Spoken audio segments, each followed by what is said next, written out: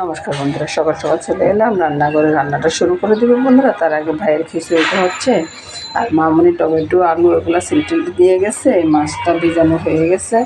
এবার আমি বারিন্দা বসে লাউটা কেটে নিব।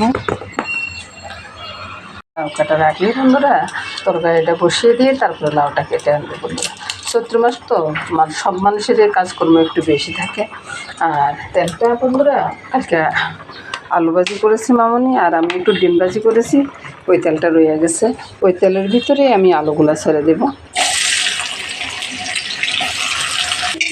ওইদিকে সকালবেলা নাস্তার তরকারিটা করে থাকবো বন্ধুরা, আর এদিকে আমি লাউ দিয়ে মাথা দিয়ে রান্না করব।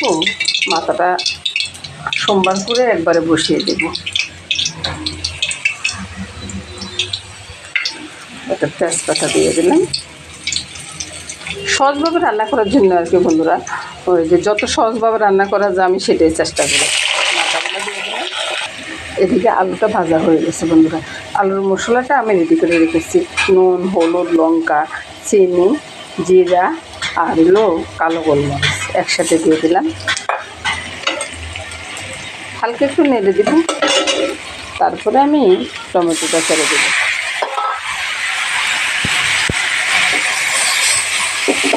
টমেটো ছেড়ে দিয়ে ভালোভাবে কষিয়ে নেব। আবার টমেটোটা যদি গোটা থাকে না, আমার ঘরে কেউ খেতে চায় না, বুঝছেন, বিশেষ করে আমার ছেলে। ওই জন্যে টমেটোটা একটু গালিয়ে দিই।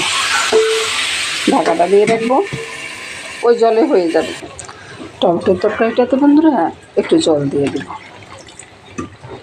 জল দিয়ে নেড়ে চেড়ে বলক আসলে নামিয়ে নেবে। এতক্ষণ পর্যন্ত আমি চুলার আঁচটা একবারে কমিয়ে রেখেছি।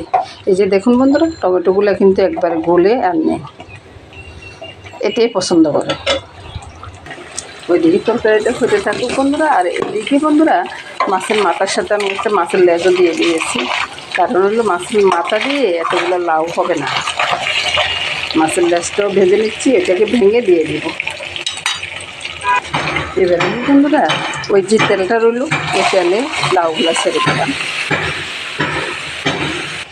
লাউর ভিতরে বন্ধুরা নুন, হলুদ, চিনি আর একটু কালো গোলমরিচ দিয়ে দিচ্ছি। কালো গোলমরিচটা অনেক টাইমে আমি তরকারিতে ব্যবহার করি।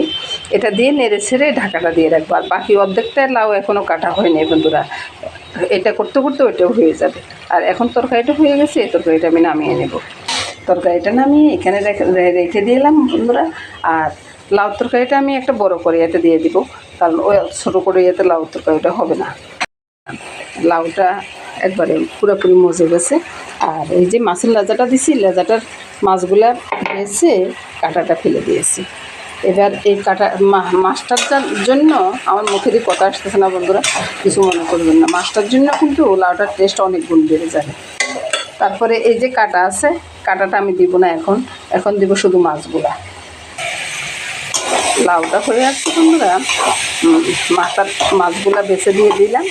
এটা মাথাগুলা দিয়ে আমি উপর দিয়ে রেখে দিব। ওইটা আর অত বেশি ঘাটবো না, এতক্ষণ যত বেশি ঘাটছি এখন আর ঘাটবো না, এভাবে রেখে দিব।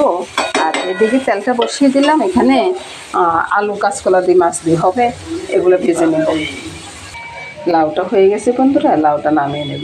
আমি এবার লাউতে বন্ধুরা লঙ্কার গুঁড়াটা দিই না, এবং হলুদটাও খুব কমে দিই। লাউটা নামিয়ে নিলাম বন্ধুরা। আর এর ফাঁকে আলুটা ভাজা হয়ে গেছে। আর মাছের ভিতরে নুন হলুদটা মেখে রেখেছি, একটু লঙ্কার গুঁড়োও মেখে রেখেছি। আলুগুলো নামিয়ে ওই তেলেও আমি মাছগুলো ভেজে নেব। এবার আমি তেলের ভিতরে মেথি ফোড়নটা দিয়ে দেব। মেথি ফোড়নটা দিয়ে তেজপাতাটা দিয়ে দেব। তারপরে মাছ একবারে সোমবার করে বসিয়ে দিলাম আর কি। মাছগুলোকে উল্টে দিয়ে মশলাটা রেডি করে নেব। নুন, হলুদ, চিনি, জিরা, লঙ্কা, একটু কালো গোলমরিচ, এগুলোকে একটু জল দিয়ে গুলে নেব। এবার ওই তেলে মাছ আর উঠালাম না বন্ধুরা, মশলাটা ছেড়ে দিলাম। কষানো হয়ে গেছে বন্ধুরা। এবার আমি কী করবো, আলুটা ছেড়ে দেবো। আলুগুলোকে একটু হাত দিয়ে কষিয়ে নিয়েছি। তারপরে গরম জলটা দিয়ে দেবো। এবার একটু গরম জল দিয়ে দেবো। আলু দিয়ে মাছ দিয়ে হয়ে গেছে বন্ধুরা, এখন আমি নামিয়ে নেব। নামানোর পরে তরকারিটা এমন হয়েছে বন্ধুরা। নমস্কার বন্ধুরা, আজকে তিনটা তরকারি রান্না শেষ বন্ধুরা। এখানে আলু কাঁচকলা মাছ দিয়ে আছে, লাউ দিয়ে মাথা দিয়ে আছে, আর নিরামিষ টমেটো আলু আছে ভাজিটা। শুভ দুপুর বন্ধুরা।